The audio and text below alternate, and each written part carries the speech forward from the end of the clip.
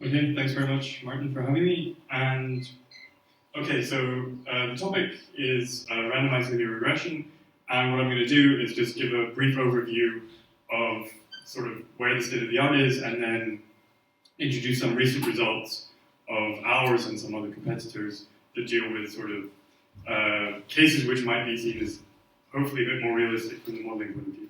So I hope that everyone has at least a working knowledge of what linear regression is and the method of least squares. So this is just a little refresher. So we have some response variable y, which is linearly related to some a matrix of covariance x through some parameter vector beta. And throughout this talk, we'll be talking about a number of samples n, which is much larger than the dimensionality p. And okay, so we've gone this long without someone mentioning big data, but one could think of this as being sort of the big data setting. And we have this noise term epsilon, which is independent of the covariance. And a simple assumption that we normally make in statistics, or when you learn this stuff, is that epsilon's a Gaussian, and so y is also a Gaussian, but we're not going to make that assumption here, and it's not necessary. Sorry, can you say again what x is? Why x is the data? Yeah, so x is a matrix of covariance that you observe. So the columns of x are features, and the rows of x are observations. Why is it covariance? It's a term of statistics. So take that up with statisticians afterwards.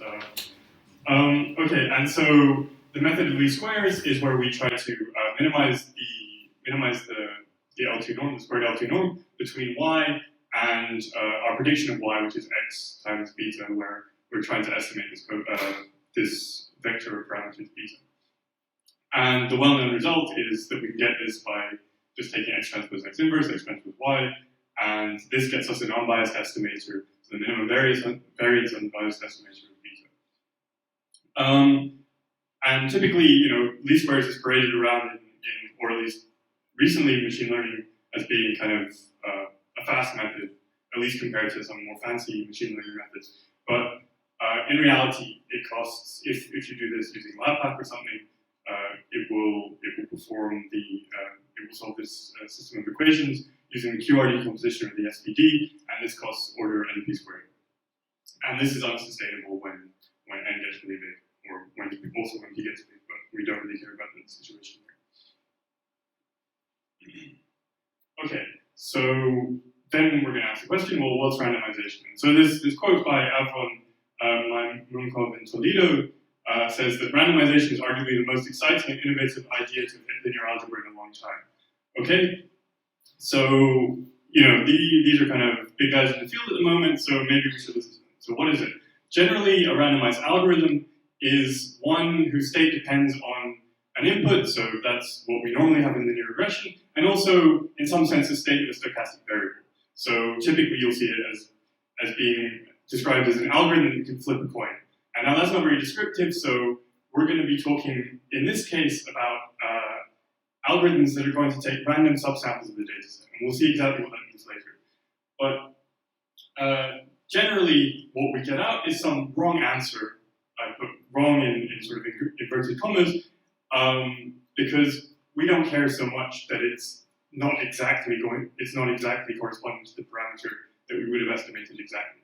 And we'll call this sort of wrong randomized approximation to our true parameter vector b tilde, or beta tilde. And we want to design a randomized algorithm such that beta tilde is a good approximation to beta hat. And hopefully we can even show some guarantees about this. And so that's kind of what a randomized algorithm is in general. But why would we want to necessarily use this kind of idea? So, well, there's two good reasons to randomize. The first is that fancy machine learning algorithms are expensive.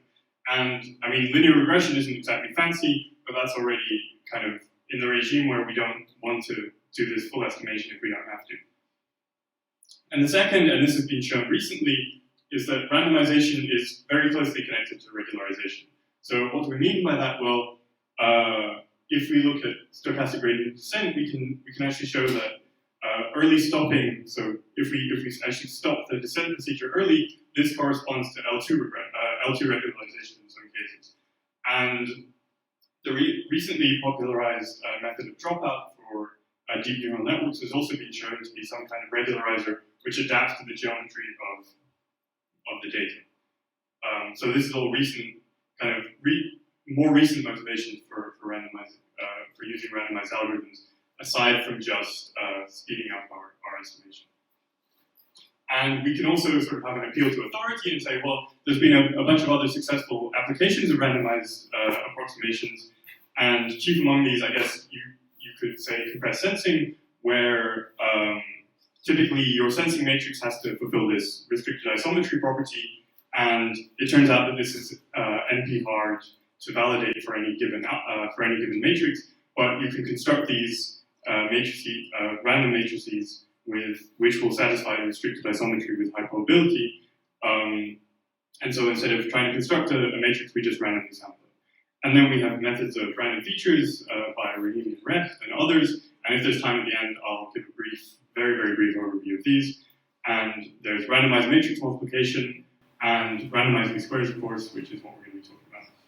And kind of the thing that spurred off this kind of research was actually a blog post. So there's a post on this blog Nuit Blanche called Randomization is Not a Dirty Word, and it's actually a pretty good compendium of current sort of research directions in randomized methods. It's a blog ostensibly about compressed sensing, but it covers a lot of general interest machine learning topics as well. So I'd highly advise you to check that out for kind of a good starting place of where to read about if you're interested. Okay, so we've talked a bit about, in general, what a randomized algorithm is, so we can just give a very, very simple example. So we're talking about least squares, so we'll just present the simplest kind of good randomized algorithm, or randomized approximation of least squares. So that's just subsample least squares. So what we're going to do is we're going to subsample n subscript subs, which is much less than the total number of rows, uniformly at random from our data x and y. And then we're just going to solve the least squares problem on this sort of reduced collection of observations. And of course the cost of this, well, if the cost of full least squares is big order np squared, then the cost of this is n subs p squared. Which, if we can make n sort of n subs much smaller than n, this is a good saving. And so theory says that if the data are IID Gaussian, then beta tilde s is a good approximation to beta hat. And since beta hat is a good estimator for the true regression coefficients, then we're more or less happy with beta tilde s. Okay, so we'll just, if you're not convinced that this is a good idea, then we can just run through a very simple example in one dimension. So along the x-axis we have the single covariate or the single feature, and along the y-axis we have the response variable y. And this is just data which is sampled from a 0-1 Gaussian, and there's 1,000 samples, and here the number of subsamples is 2, and these are highlighted with a little red circle, I hope you can see. And the true linear relationship between x and y is given by the thick blue line, and the current estimate using just the subsample highlighted in red is given by the thick red line. Okay, so with 2 samples we have this, with 10 samples we have this, and so we're already converging towards the true solution. With 25 samples we're pretty much there, and with 100 samples we have some tiny amount of error. And I said that, well, fancy machine learning algorithms are expensive, and that's a reason to randomize them. The truth is we don't need all the fanciness which is inherent in these. So, if we're doing full least squares, then we're computing a QR decomposition exactly, or an SVD exactly. And we don't need this kind of machine epsilon level of precision. And a difference in error between these two lines of 0.001 is typically good enough. And it's typically going to be smaller than the statistical error, which is going to be the difference between the full ordinary least squares estimate and the true regression coefficients that were generated from nature.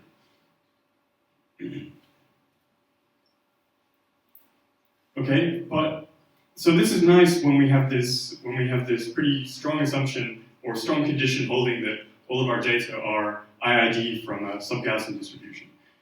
in actual fact, not all rows, so not all observations are created equal. So, so below there's data generated from a student t-distribution with degrees of freedom 2, I think, or 1. And what we have is that there are a few data points which are really outlying from the main kind of the main mass of the data point, and these cause a huge kind of problem when we subsample. So we can talk about, in some sense, the outlyingness of a data point with respect to the distribution or the marginal distribution of x, and we can call this the leverage. And this is, in some sense, if we have a mean-centered data set, then this is just the Malhava-Novus distance of each point with respect to the covariance of the data. And it turns out that if we have a few high leverage points, then this uniform at random subsampling estimator fails. And we get data like this if it's particularly heavy tailed, which is the case in a lot of types of data. So here, don't know if you can see, so there's data which has been generated from a student t-distribution with 2 degrees of freedom, and 100 data points have been subsampled from this. So before, here we subsampled 100 data points, here we subsampled 100 data points from a Gaussian, and we get an almost perfect match to the true regression coefficients. Whereas here, we do the same thing, but because we haven't actually subsampled these outlying points, which also contribute to the linear relationship between x and y, we're completely, horribly off the mark. And so, in these instances, we don't want to do uniform at random subsampling. So instead, we have to introduce this horrible-looking thing called the subsampled randomized Hadamard transform. And this forms the basis of kind of all this work on speeding up algorithms using some kind of structured random projection. And so it looks horrible, but it's actually quite simple and quite intuitive, and hopefully I'll be able to convey that to you. So what we're going to do is we're going to take a subsample of the rows of x, and we're going to denote this by x tilde s, okay? And so it's going to be a subsample of size n subs times p. Okay, so n subs rows and p columns. And the way we're going to do this is we're going to multiply x by some matrix H, some matrix D, and some matrix S. So S is just a subsampling matrix. So S is just going to pick rows of whatever DHX is uniformly at random. Let's say that, okay? So X is just going to pick out rows as if it were just a uniform at random sampler. D is a diagonal matrix whose entries are Rademacher random variables. So they're drawn from -1 and 1 with equal probability. And H, this is where sort of the magic happens. H is a square matrix whose columns are orthogonal, and it's a normalized Walsh-Hadamard matrix. And this has a recursive definition in the following way. So H of n is made up of different submatrices, where each submatrix is either H of n divided by 2 or negative H of n divided by 2. So here, if n was 4, then that would just be 4 copies of H of 2 in each of the places, and 1 would be negated. Okay, and since H has this recursive definition, then we can actually do the matrix multiplication Hx in n log n time. Okay, so this can actually be seen as the real analog of the fast Fourier transform. So if you're familiar with this, then it's essentially the same principle. But sort of regardless of exactly how this works, there's some nice libraries which implement this, and you can do this matrix multiplication quickly.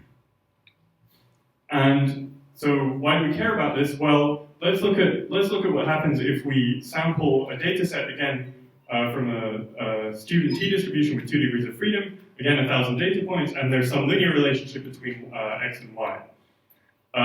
So highlighted here are the 5, highlighted in red are the 5 most outlying points with respect to leverage. Okay, so this term that we defined earlier. And highlighted in blue are the 5 least outlying points with respect to leverage. And so now we can see that because this comes from a heavy tail distribution, there's quite a large difference in terms of leverage between these groups of points.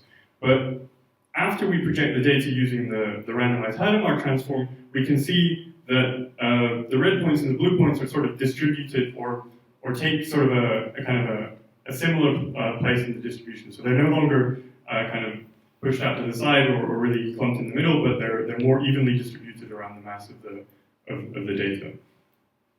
And so actually what the SRHT does is that it approximately uniformizes leverage scores. So it means that if we now do D times H, and then we sample uniformly at random from the rows of this resulting matrix, or the result of D times H times X, then this is fine. This is just like sampling uniformly at random from this Gaussian. Okay, and so the intuition, so a little bit of theory, although hopefully not much, is that, so say we have a fixed unit vector X, and it has a few large entries. So maybe X was drawn from this T distribution. And we want to just compute the L2 norm of this vector X.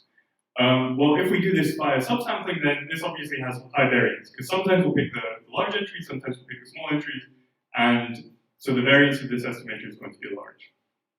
But then consider the first component of X tilde, which is D times H times this vector X, right? So this is just the sum of negative ones and ones, which is Di, and some more negative ones and ones, which is H1i, times all of the elements of X. So, or sum over all the elements of X. So this sum has zero mean and unit variance, and we can use Hoeffding's inequality to bound the magnitude of this random variable. And so this is the first component of X tilde, right? X tilde is a vector. But each successive element of X tilde is just going to be comprised of a similar sum, right? It's going to be a sum over all Xi multiplied by these guys, just a different column of H. And so all of the elements of X tilde are going to have approximately the same statistics. So they're all going to have the same mean and variance, and so we can use Hoeffding's inequality in the same way. So it says that most components of this new vector X tilde are going to have magnitude less than this root n to the 1 log n. And so it means that actually there are really no more outliers in the data set anymore, or no more outliers in this vector anymore. And sort of colloquially, it's mentioned in a lot of papers that the SRHT spreads the energy, where energy is kind of the contribution of each component of a vector to the L2 norm of that vector evenly among all the entries. So all the entries are kind of equally important and also equally not important. So it doesn't matter which ones you sample, you get a good estimator at the end of it. Okay, so that's kind of the theory part, and hopefully it sort of convinces you to look that the SRHT or applying the SRHT is a good thing to do. So we can just apply this to a data set and then subsample uniformly at random from the projected data, and then we can just solve least squares on this.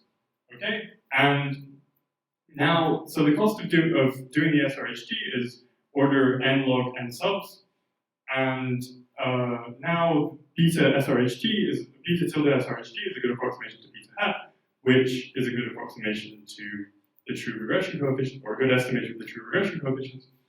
And the nice thing is that you can download this from MATLAB, if you use MATLAB, as a package called BlendInPic, which is by Avron and Toledo, at this website. And it's shown very big improvements over LAPACK, so the sort of standard solvers that you get in MATLAB or other sort of numerical linear algebra packages, if you have tall dense matrices. So exactly the type of matrices we're looking at, where n is much larger than p. Okay, so yeah, this is just an example of this in action. So we have again this very same data set that we had here, where we had these outliers that came from a student T with 2 degrees of freedom, and then we projected them using the SRHT. And so here we've taken 20 subsamples, and you can see that in the original data set with uniform subsampling, we get a horrible approximation to our least squares estimator. Whereas after we project and subsample using the SRHT, we get a pretty good approximation. And in fact, you can see that, okay, so using 20 subsamples, this looks awfully a lot like the Gaussian case where we used 25 subsamples. So it's performing approximately well. And I'm not saying that the SRHT Gaussianizes data, but what it does is it makes the leverage score, so this notion of outlierness of this data set, more like a Gaussian or a sub-Gaussian. So, and this happens to be the important sort of statistical quantity for this type of estimation. Okay, so this was kind of like the where randomized linear regression is up to this point, but we know that the linear regression model isn't the most realistic one. So it's often the case that maybe our measurements, the measurements of the data aren't necessarily perfect. So maybe we have a sensor or something, or we run some experiment that can be noisy, or it can just output gibberish, or it can output some horribly corrupted version of what actually happened in nature. And we have to deal with that. And we might not know a priori if the sensor failed or if the experiment failed. So we can account for that in sort of a modified statistical model. So now we have that y is linear related to some covariates or feature z times a true regression parameter beta plus some noise. But we don't actually ever observe z. We observe instead x, which is z plus w, where each row of w is non-zero with some probability pi and zero otherwise. So so most of the time, let's say, we'll actually observe z, right, the true z, but we won't know it. And sometimes we'll observe z plus w, and w is just some noise which has the same statistics as z. So whether or not we observe a corrupted entry, we don't know. And as I said, this hopefully accounts for a slightly more realistic setting where measurements aren't perfect, okay, and experiments don't always go as planned. So unfortunately here, if we just do standard least squares, the solution is going to be biased. And it's going to be biased proportionally to the number of corrupted entries, and also to proportionally to the covariance of the noise W, or the corruptions W. And since the least squares solution is biased, it also means that the randomized approximations to these are also going to be biased. So these are going to asymptotically approach the biased solution rather than the true solution. And in some sense, you can consider these corrupted points to be outliers, but in this case, it turns out that the SRHT doesn't actually help. And so we need to actually have a more sophisticated sense of what an outlier is. Okay, so in order to do this, we kind of go back to sort of ancient statistics literature. So back in 1981, this notion of influence, or how important is a particular data point. So if we remove a data point from our model, how much does it actually change the estimate? And it turns out that, well, you can quantify this, so you can get the ordinary least squares solution beta hat, and you can estimate ordinary least squares using all but one data point, xi, y, right? And you can just compute the L2 norm of this. And you get this sort of nice, well, it turns out to be a nice equation, so you just have beta hat here, and you have beta hat minus I here, and you sort of do this, and everything cancels out nicely, and you get two terms swapping out. You get something which is EI squared, which is just the residual error of a single point. So this is something you get for free when you compute least squares. This is something you care about when you do least squares. This is like the training error of a single point, right? And then you get something which depends on Li divided by 1 minus Li squared, where Li is this notion of outliers that we discussed earlier. Okay, so this is kind of a nice exercise if you want to do this at home. It just trains your knowledge of these squares and algebra a little bit, but then hopefully you'll agree that this is the thing that comes out. Okay? And this little illustration kind of shows on a very toy example in one dimension how this notion of influence differs from leverage. Now, unfortunately, in one dimension, it's kind of hard to show, but essentially what you have here is, again, the blue line is the true least squares coefficient, the red line is the least squares coefficient estimated with all points except for the one which is circled. So here you have all these points are sort of equally influential, whereas this point here, if it's left out, it causes a big change in the estimated coefficients, right?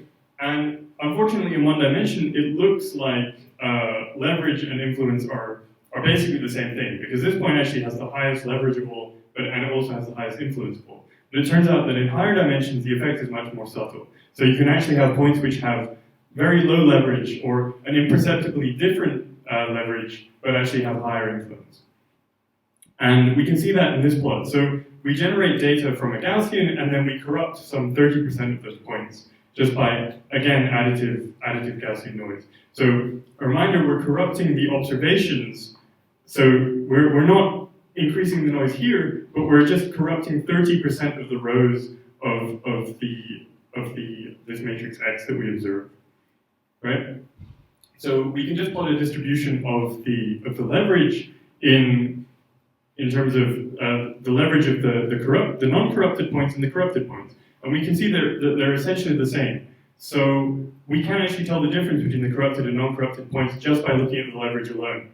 But if we plot the influence, what we have is, in the non-corrupted data, most of the points have a very, very small influence. With some, I guess these are kind of sub-Gaussian tails, but some have a slightly larger influence. But among the corrupted points, well, we still have, I guess, as a majority of points have a small amount of influence, but we have a much heavier tail distribution. So we can actually, what this tells us is that we can actually tell the difference between corrupted and non-corrupted points, at least many of the corrupted and non-corrupted points, using this measure of influence. Okay, and so this leads us to another algorithm. And so now our algorithm is that we just subsample n subs, which is much smaller than n rows, which we're going to call x tilde IWS and y tilde IWS, from the rows of x and y. But now we're not going to sample uniformly at random, we're going to sample with probability proportional to 1 divided by the influence. Because these influential points are the corrupted ones. And we don't want to sample them because if we do, then estimating using these is going to mess us up. So we want to avoid sampling these, so that's why we sample with probability proportional to 1 divided by influence. And then again, we just solve the least squares. We just run least squares using this subsample data set. And so the keen-eyed among you will realize that actually here we defined influence in terms of the original regression coefficients. So in some sense, we need these, but we can just compute. We can compute influence cheaply using the approximation beta tilde SRHT, which we can just do using the previous algorithm. And it turns out, and we can show this theoretically, that beta tilde IWS is both a good approximation to beta hat when there are no corruptions. So it means that if the model if the data that we seek doesn't necessarily fit our model assumptions, then it's not catastrophic. We still do well. We still do as we would expect any other randomized approximation would do. But when we do have corruption, so when the data does actually fit our model assumptions, then beta tilde IWS is actually a good estimator of beta, so the true regression coefficient, when we do have corruptions. Whereas beta hat and other randomized approximations aren't. Okay, so this is data that we generated according to our model. So we have, again, this linear relationship between y and z, and then we actually observe x where 30% of the rows of x are corrupted. And so what we have is this dotted line, which is the full ordinary least squares solution. So this is where we haven't done any subsampling, we just fitted least squares using this using some standard solver. And what we have here, these two lines are both uniform subsampling and SRHT subsampling, and we can see that these both converge rather quickly and nicely to the ordinary least squares solution. And by the way, on the left-hand side, this is just the mean squared error, so the prediction error, out of sample prediction error.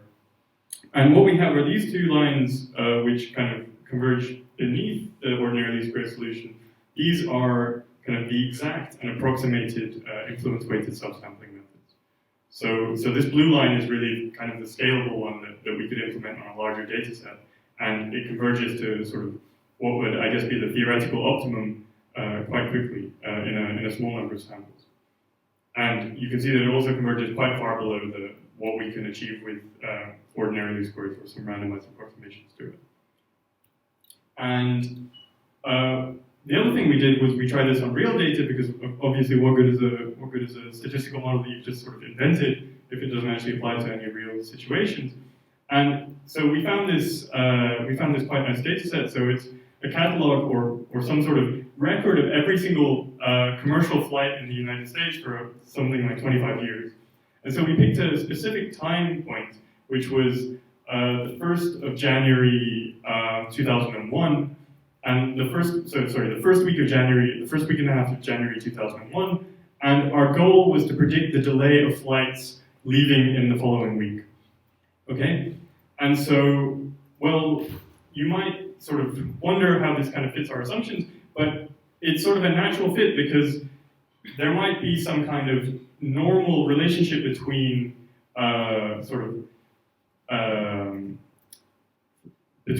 environmental conditions and normal periods of busyness, which affect flight delay. Whereas in the first week of January, so just during the New Year period and when there might be sort of bad weather and things like this, you might get 1 or 2 days which really don't fit the normal pattern. Whereas you don't know this a priori, so you need to learn with all this data and then sort of try to predict ahead using all this data, some of which might be noisy. And so what we have is something which looks sort of quite nicely like the previous graph. So we have the ordinary least square solution, which is in some sense the best we can do without making any more assumptions.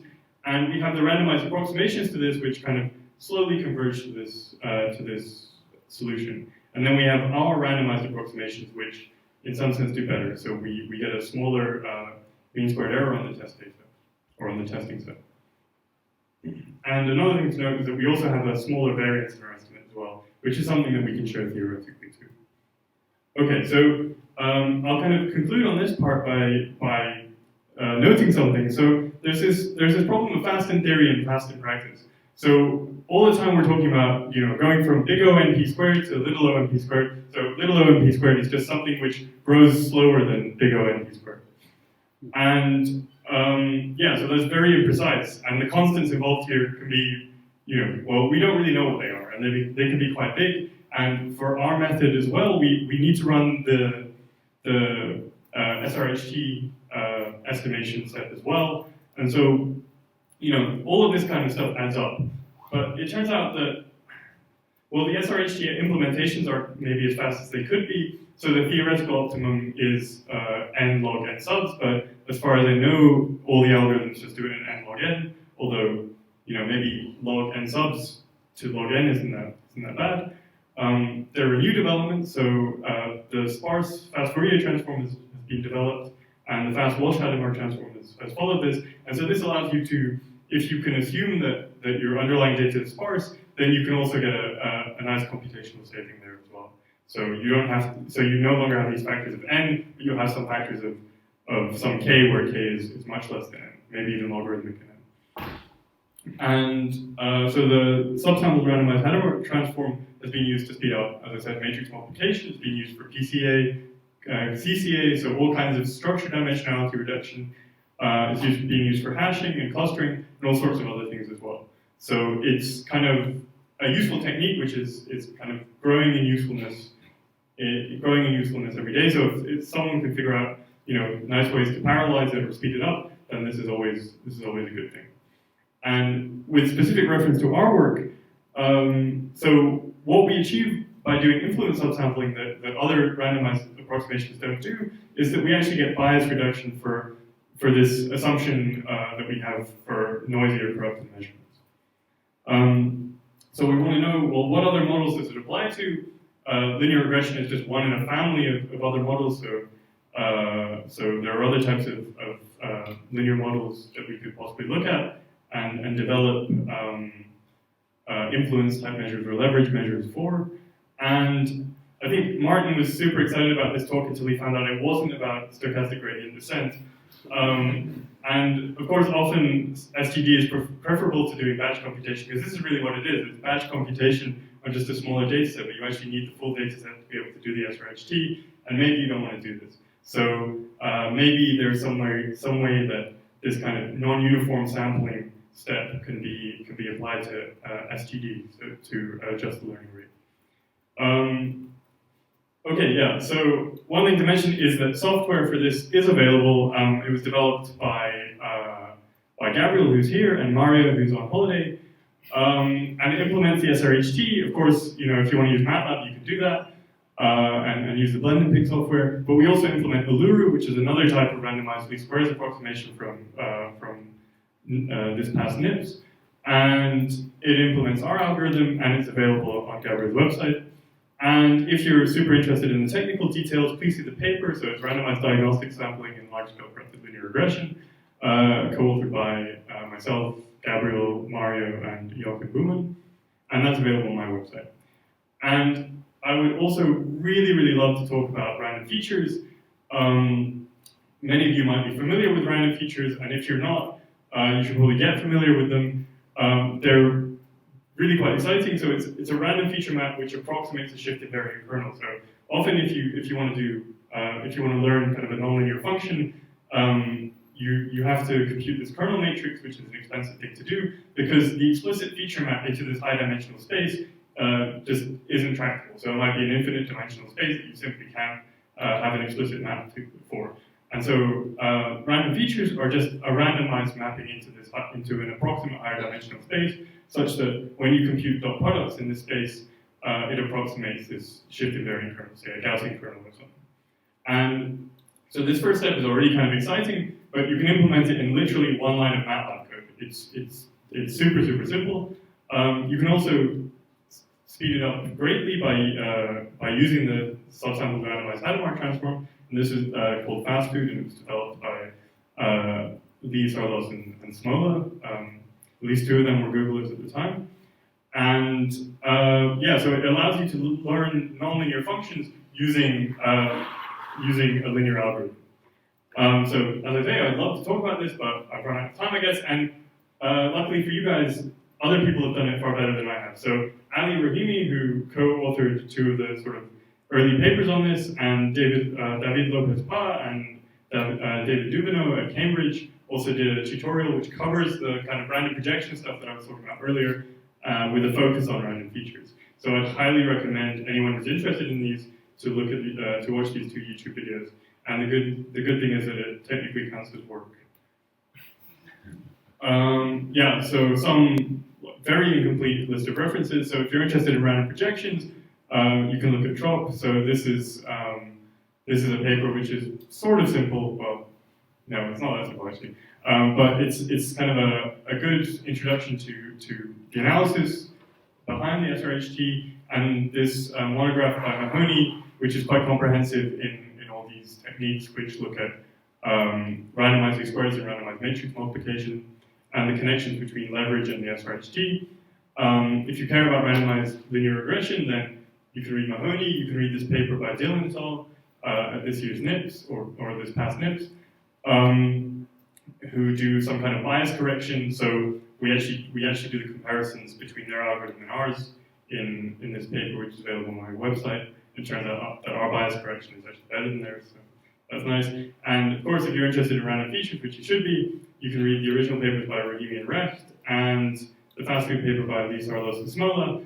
And we also did something kind of interesting with them by sort of learning a regularizer using correlated random features to do semi-supervised stuff. And so, yeah, that's about it. If anyone has any questions, please ask me. And if anyone's super interested in the technical details, I'd love to talk to you afterwards. Thank you.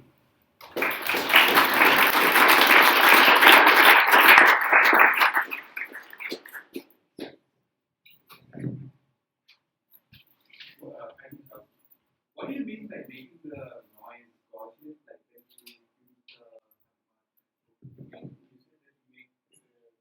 you make the noise Gaussian? Yeah, so I specifically debated whether to say this or not because it's a conjecture, but I'm specifically not making anything a Gaussian distribution, right? What I have is a highly non-Gaussian distribution, and the interesting non-Gaussianity about it is the fact that the leverage of certain points is much larger than the leverage of other points, right? So what the SRHT is doing is it's making the leverage of all points more like the leverage of a Gaussian, the leverage of points in a Gaussian distribution. But it's not Gaussianizing the data or Gaussianizing the noise or anything. This certainly isn't noise, right? These are like useful points. Because if it were noise and we didn't learn with it, then it wouldn't be a big deal. But these are actually useful points. So all we're doing is we're making this particular sort of statistical score, if you want to call it that, in the projected data set look more like it would look if it were a Gaussian. You're basically adjusting the leverage so that it doesn't go haywire. Yeah, essentially, we're basically taking points which have low leverage and giving them extra leverage, and taking points which have loads of leverage and giving that away to other points. I mean, so that's essentially what this is saying, right? Because you have this sum. So each component of x tilde. So x tilde is a matrix, and we're just looking at the first. X tilde is a vector, and we're just looking at the first component here. And each component is going to be a sum. Well, is going to have contributions from each element in x. So if any one element in x is particularly big, then every component of x tilde is going to have a contribution from there. Would it make sense to use another distribution for adding this noise? Like if you had prior information about the kind of actual noise which was in the original data? Yeah, so that's kind of a good point, and it's kind of a fundamental question, right? Because ultimately we're doing least squares, and least squares relies on minimizing squared residual, and this somehow betrays the assumption that epsilon is Gaussian. Okay, so I don't know if this is the type of noise you're talking about, but so if epsilon was kind of heavy-tailed, then maybe a different loss function would be more appropriate, like L1, for example. And then we get some kind of like robust regression. And it turns out that the SRHT preserves L2 distances, or it preserves the L2 norm. So for robust regression, it's not that useful. Luckily, a paper has literally just come out where they have another type of random projection, so the fast Cauchy transformation, which preserves L1 distances.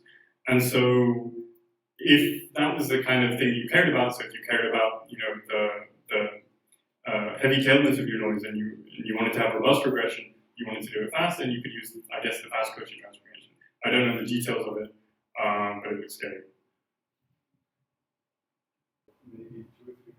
Oh no. So all of these are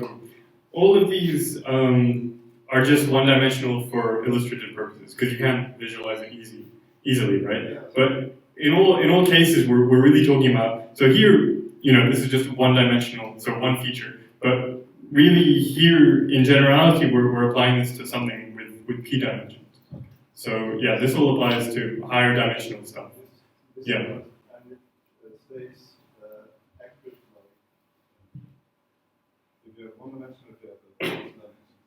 Yeah, so it turns out that there are kind of celebrated results about what dimension this n subs has to be in order to get a certain amount of error. So basically, the dimensionality here